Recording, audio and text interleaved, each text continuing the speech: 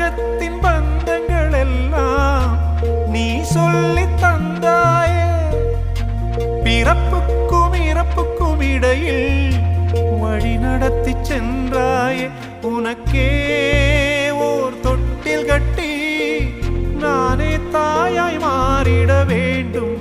ஆராரிராரோ நான் இங்கே பாட, தாயே நீ கண்ணுறங்கு என்னோட மடி சாய்ந்து.